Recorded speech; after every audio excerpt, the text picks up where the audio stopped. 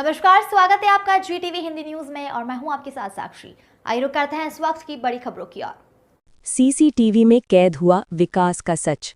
जर्जर गटर टूटा, दुकानदार मौत के मुंह में गिरा, हाईवे अथॉरिटी की लापरवाही उजागर।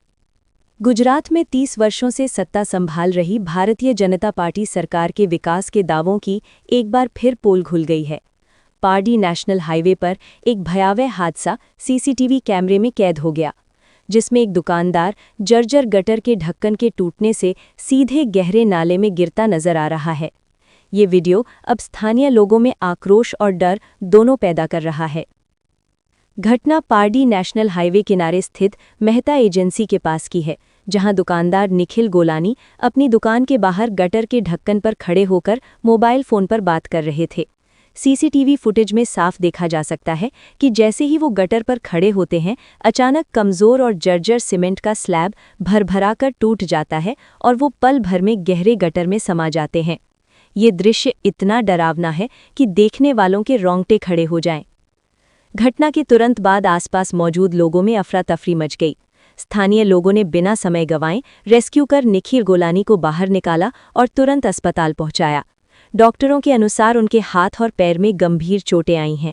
हालांकि समय पर मदद मिलने से उनकी जान बच गई।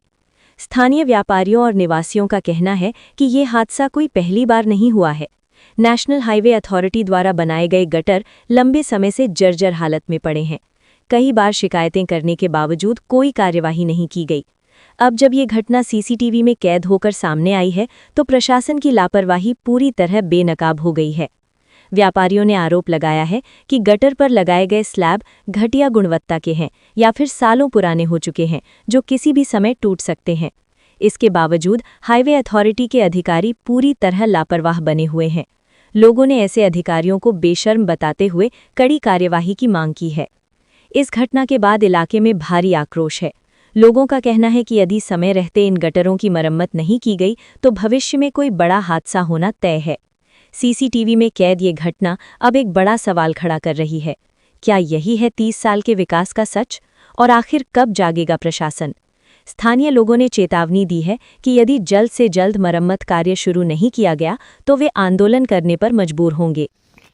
જેમ કે ગઈકાલે તમે વિડીયો જોયો હશે, મેં ત્યાં વાત કરતો હતો ફોન પર ને ચાલતો તો મેં અચાનક ગટર નીચે પડીને મેં પડી ગયો ને મને આટલું બધું લાગ્યું છે. હાથમાં ટાંકા આવ્યા છે ને પગમાં 15 ટાંકા આવ્યા છે. ઘણા બધા લોકો ત્યાં ઊભા હોય છે. ત્યાં મેઇન બસ ડેપો છે ને ઘણા ટાઈમથી આ કામ સાફ કરવાના ટાઈમે મેં એમને કીધું પણ હતું કે આ તમે સાફ કરવા આવ્યા છો, આ તમે ક્યારે બનાવશો?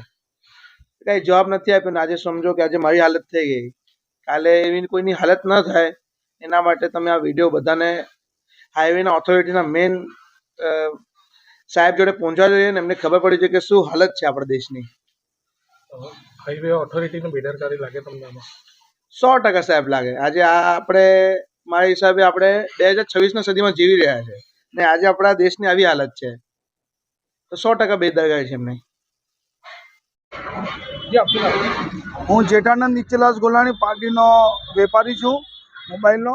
મારો છોકરો કાલે અહીંયા નિખિલ ગુલાણી અહીંયા વાત કરતો હતો ને ગટર ઉપર તો ઢાંકણા સાથે નીચે પડી ગયો ને બહુ હાઈવેની બેદરકારી છે, બહુ ખરાબ કહેવાય ને. આ તો બપોરે સાંજે 5 થી 6 વાગ્યાના વચ્ચે થયું તો રાતના થયો તો શું હાલત થાત ને. એને અમે અચાનક પાર્ટી હોસ્પિટલમાં લઈ ગયા તાત્કાલિક અને એને પગમાં ગંભીર ઈજા થઈ છે અને હાથમાં 15 થી 20 ટાંકા આવ્યા છે. પગની ભાગે અને હાથમાં પણ ટાંકા આવ્યા છે ને હમણાં સારવાર અર્થે ઘરે છે. ગટર કેટલી જૂની છે અને શું માંગ છે દરરોજ બધી? ગટર તો ઘણા ટાઈમથી છે પણ અહીંયા સાફ સફાઈ માટે અઠવાડિયા પહેલાં આવ્યા તો અમે વાત બી કરી હતી કે ભાઈ આને ઢાંકો, ખુલ્લી ના મૂકો, પણ આવશે બનાવી જશું આમ કરીને. 2-3 દિવસ પહેલાં ઘાય પણ પડી ગઈ હતી આમાં. અમે જ્યાં મહેનતે કાઢી ને ગઈકાલે સાંજે મારો છોકરો પણ આમાં આવી રીતે પડી ગયો. ઘટના બનવાનું શું કારણ લાગે છે તમને? બેદરકારી, નેશનલ હાઈવેની બેદરકારી છે. આ કોઈ ધ્યાન નથી, ખાલી નામના સફાઈ ને બધું કરીને જતા રહે, કોઈ ઢાંકતું નથી. ભ્રષ્ટાચાર ને બેદરકારી છે, બીજું કંઈ છે નહીં સાહેબ. અને ગઈકાલે મારો ભત્રીજો નિખિલ ગુલાણી અહીંયા હાઈવેની બેદરકારીના લીધે પડી ગયો છે અને ઘણી ઈજા થઈ છે એમને.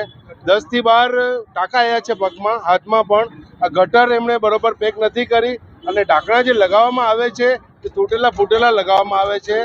અહીં 100 થી 200 પબ્લિક રોજ કોલેજિયન અને બસ સ્ટોપના લીધે અહીંયા ઊભા રહે છે.